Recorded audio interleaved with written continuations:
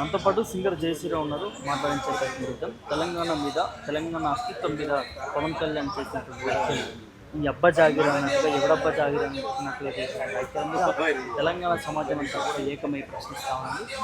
Brother Jayashree Rao కూడా చాలా రకాలుగా పాటలు పాడారు. తెలంగాణ ఉద్యమానికి సంబంధించి కావచ్చు, తెలంగాణ తీరు కావచ్చు, తనదై గొంతు వినిపిస్తూ ఉన్నాడు జయశ్రీరావు. మాట్లాడించే ప్రయత్నం చేద్దాం. నమస్తే బ్రదర్. నమస్తే అన్న. జై తెలంగాణ. జై తెలంగాణ. ఏంటి ఎట్లా చూస్తారు? ఒక తెలంగాణ అంటేనే మనం ఒక పోరాటాల గడ్డగా చూస్తూ ఉంటాం. అనేక మంది త్యాగాలు అమర్పించి, త్యాగాలు తీసి మరి తెలంగాణ వచ్చినట్టు ఏ విధంగా కనిపిస్తుంది. అట్లాంటి రాష్ట్రం మీద ఇవాళ పవన్ కళ్యాణ్ చేసే వ్యాఖ్యలు ఎట్లా చూస్తారు మీరు ఒక సింగర్? ఒక గాయకుడిగా మనం తెలంగాణ ప్రాంతంలో కూడా జరుగుతున్నటువంటి అనేక అన్యాయాల్ని మనము చెప్తున్నాం. ప్రాంతీయవాదము, ఉగ్రవాదము, లేకపోతే మీ అయ్య జాగిరా తాత జాగిరా అని చెప్పి ఈరోజు మాట్లాడుతూ ఉన్నారు. అరే ప్రాంతీయవాదం ఎట్లయితుందని చెప్పి నేను అంటా ఉన్నా. ప్రాంతీయవాదం అని ఎట్లా మాట్లాడుతున్నాను అంటా ఉన్నా. ఎందుకంటే మేము ఈరోజు పవన్ కళ్యాణ్ మీద ఈరోజు ఆయన మీద దాడి చేయాల్సినటువంటి అవసరం మాకేంది? చంద్రబాబు మీద దాడి చేయాల్సినటువంటి అవసరం అంటే ఆయన ఉమ్మడి ఆంధ్రప్రదేశ్కు ఆయన ముఖ్యమంత్రిగా ఉండి ఇక్కడ నెత్తురు పారించాడు కాబట్టి ఓ ముఖ్యమంత్రిగా తెలంగాణ అంటే చాలు చంపేసేయండి అని చెప్పి పోలీసు అధికారులకు ఆయన ఉత్తర్వులు ఇచ్చాడు కాబట్టి ఇక్కడ మనం ఒక మాట కూడా ఉండే తెలంగాణ లోపల నాగేటి సాలల్లో పచ్చి నెత్తురు వారించినటువంటి వ్యక్తి చంద్రబాబు నాయుడు అని చెప్పి మన కవులు రాసినటువంటి పరిస్థితి. నా మానవ రక్తం మరిగినవాడా నార చంద్రబాబు, నువ్వు మారు వేషములు నయ్యము కానివే నార చంద్రబాబు అని చెప్పి ఆ రోజు పాటలు రాసుకున్నటువంటి పరిస్థితి లోపల ఉన్నారు. కాబట్టి ఆంధ్రప్రదేశ్కు సంబంధించినటువంటి నాయకులు, ఉమ్మడి ఆంధ్రప్రదేశ్ లోపల నాయకులుగా పనిచేసిన వాళ్ళ గురించి డెఫినెట్గా మాట్లాడాల్సినటువంటి అవసరం ఉంటుంది. కాబట్టి మాట్లాడదాం. ప్రాంతీయవాదం అంటే నేను ఒకటే ఈరోజు ప్రశ్నిస్తూ ఉన్నాను. వెలుగు మంటల లోపల 1000 మంది ఇల్లు కూల్చితే మేము తిట్టింది, మేము ప్రశ్నించింది, మేము క్వశ్చన్ చేసింది రేవంత్ రెడ్డిని. అది ప్రాంతీయవాదమా?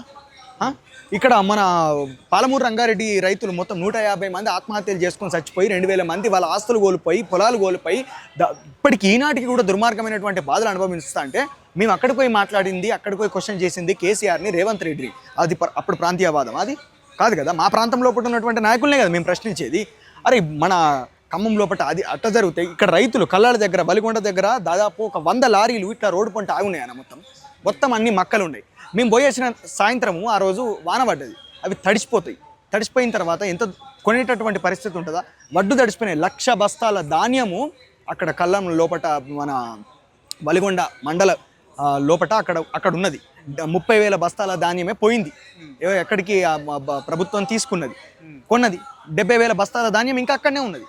అట్లా తెలంగాణ రాష్ట్ర వ్యాప్తంగా రైతులకు సంబంధించినటువంటి పండించినటువంటి ధాన్యం అంతా కూడా కళాల దగ్గరనే మూలుగుతుంది. అక్కడికి పోయి కూడా మేము ప్రశ్నించినాం రేవంత్ రెడ్డిని, మా ప్రభుత్వాన్ని, మా నాయకుని మేము ప్రశ్నించినాము. అది ప్రాంతీయవాదం ఎట్లయితుంది? ప్రాంతం లోపల ఉన్నటువంటి అనేక సమస్యల గురించి, ప్రాంత ద్రోహులు చేస్తున్నటువంటి ద్రోహాల గురించి మేము మాట్లాడుతున్నాం. ఈరోజు ఎప్పుడైతే ప్రొఫెసర్ నాగేశ్వర్ ఇష్యూ కేంద్రంగా జరిగినటువంటి పరిస్థితులు ఏవైతే ఉన్నాయో, ఆ పరిస్థితుల మూలం నుండి వచ్చినటువంటి వ్యక్తులు ఎవరైతే దాన్ని మీదికి లేపి సోషల్ మీడియా ద్వారా దాడికి పాల్పడి తెలంగాణ అస్తిత్వం మీద దాడి చేసి, తెలంగాణ వాళ్ళు తాగుబోతులు, తెలంగాణ వాళ్ళకు చదువు రాదు, తెలంగాణ వాళ్ళకు కనీసమైనటువంటి మర్యాద లేదు అన్నటువంటి వ్యక్తిత్వ హననం, తెలంగాణ వ్యక్తిత్వానికినే హననం చేస్తున్నటువంటి సందర్భం లోపల అప్పుడు తెలంగాణ వాదం మళ్ళీ తెర మీదకి వచ్చింది. అప్పుడు అందరూ మాట్లాడుతున్నారు. అప్పుడు జై తెలంగాణ నినాదాన్ని వాళ్ళు ఎత్తుకున్నారు.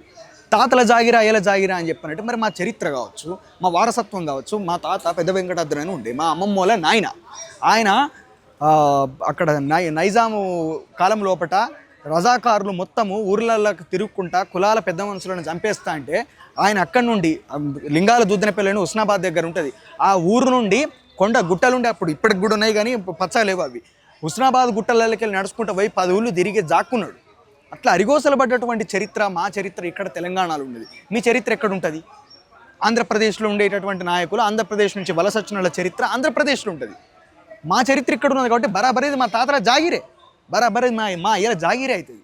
కాబట్టి మేము మాట్లాడుతూ ఉన్నాం. పవన్ కళ్యాణ్ని టార్గెట్ చేసే విధంగా కొంతమంది తెలంగాణకు సంబంధించిన నాయకులు ఎలా తిరుగుతారో చూస్తాం. తెలంగాణలో తెలంగాణకి సంబంధించి తను ఏం చేయకపోయినా తన మీద ఒక అక్కసు వెళ్ళగలుగుతా ఉన్నారు పవన్ కళ్యాణ్. తెలంగాణకు ఎందుకు రావద్దు పవన్ కళ్యాణ్, తెలంగాణలో ఎందుకు పోటీ చేయకూడదు పవన్ కళ్యాణ్ అని దాని మీద కూడా వినిపిస్తూ ఉన్నది.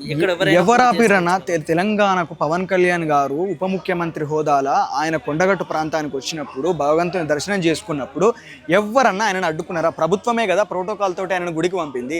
అంతకుముందు జిహెచ్ఎ ఎలక్షన్స్లలో, అసెంబ్లీ ఎలక్షన్స్లలో ఆయన పోటీ చేసినప్పుడు ఎవరన్నా వద్దన్నారా? ఎవరన్నా అడ్డుకున్నారా? ఎవరు అడ్డుకోవాలి ఆయనని? ఈరోజు కూడా మేము అడ్డుకుంటాం. ఆవేశ ఆక్రోశాలు పరాకాష్ఠకు పోయినప్పుడు ఎవరైనా ఒక మాట తులుతా అని ఉండొచ్చు.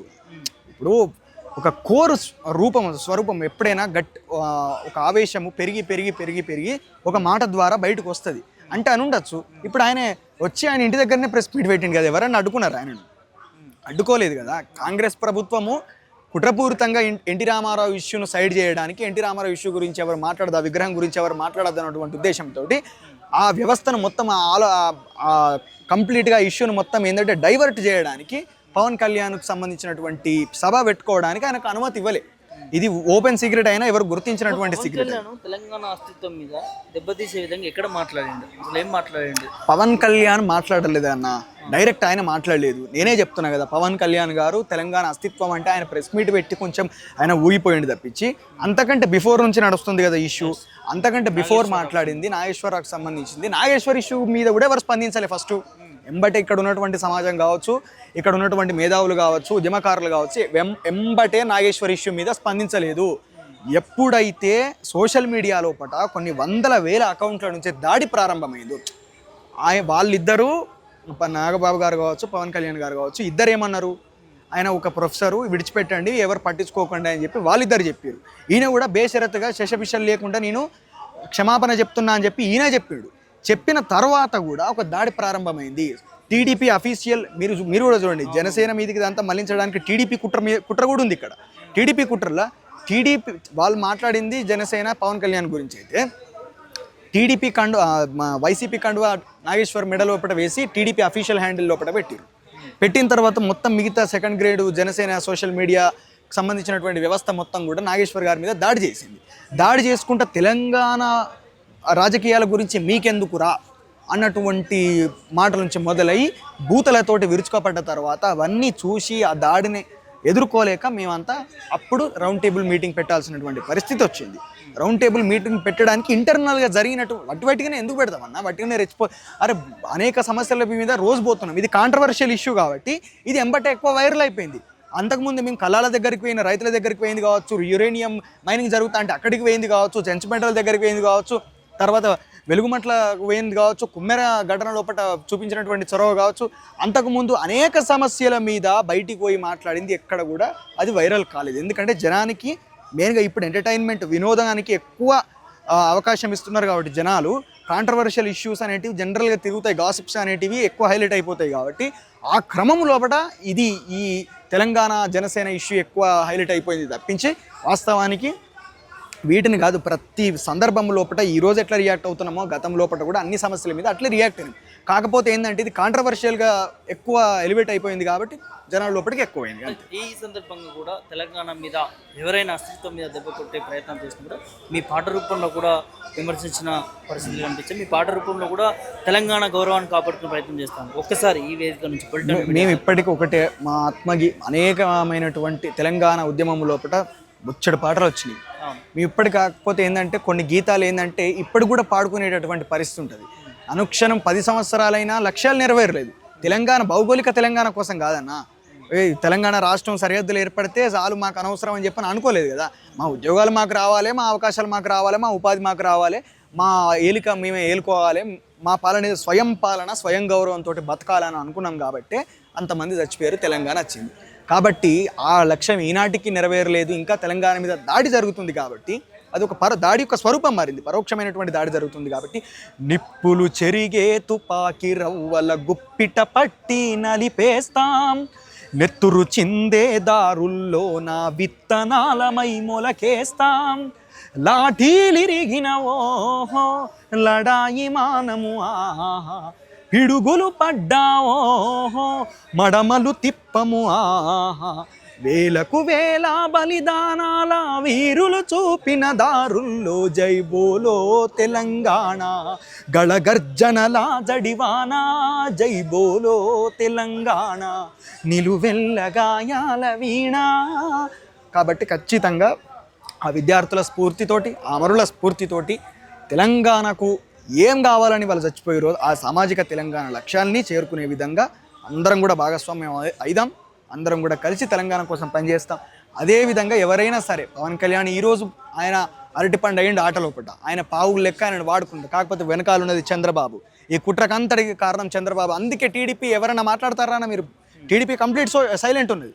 కాబట్టి ఆ జరుగుతున్నటువంటి కుట్రను ఖచ్చితంగా తిప్పికొట్టి తెలంగాణ ఆత్మగౌరవం మీద, తెలంగాణ ఆత్మాభిమానం మీద దాడి చేస్తే మాత్రం డెఫినెట్గా అందరం ఈ రోజు ఎట్లా ఒకటైనా మా రేవంత్ రెడ్డిని కూడా తిట్టారు. రేవంత్ రెడ్డికి మాకు 1,00,000 పంచాయతీలు ఉండొచ్చు.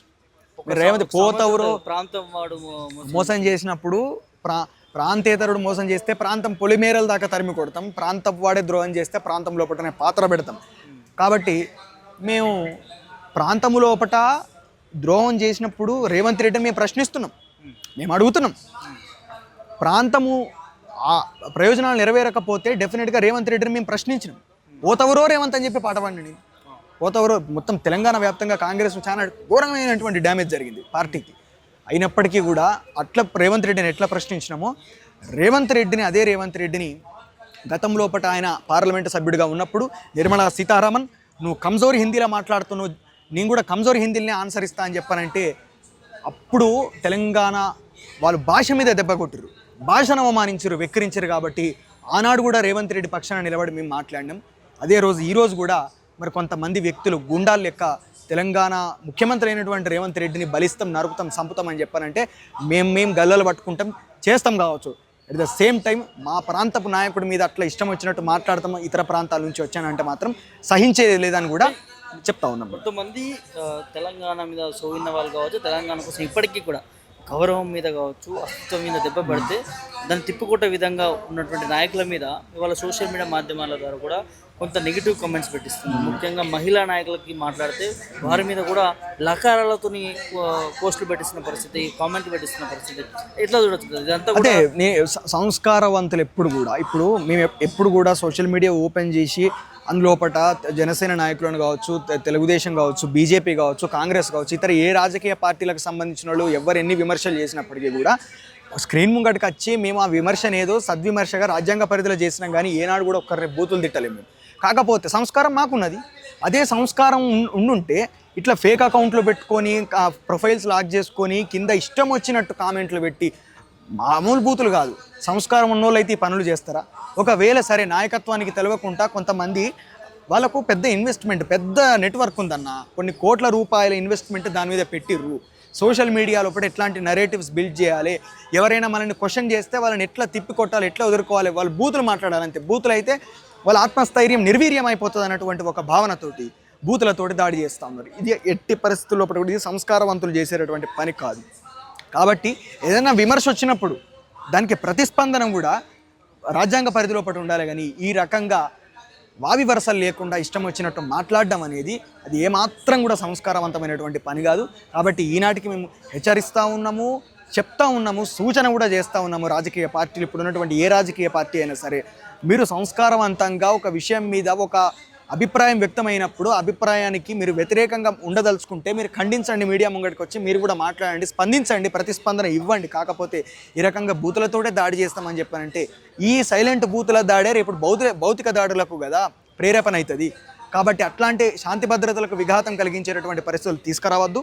దయచేసి ఏ రాజకీయ పార్టీ అయినా సరే రాజ్యాంగ పరిధిలో కూడా మనం చర్చ పెడదాం, మనం మాట్లాడదాం, మనం దాని గురించి స్పందించుకుందాం. కానీ ఈ రకంగా బూతులతో దాడి చేస్తామని చెప్పిన అంటే మాత్రం సహించేది లేదని చెప్పి మేము కూడా చెప్తాము. Thank you.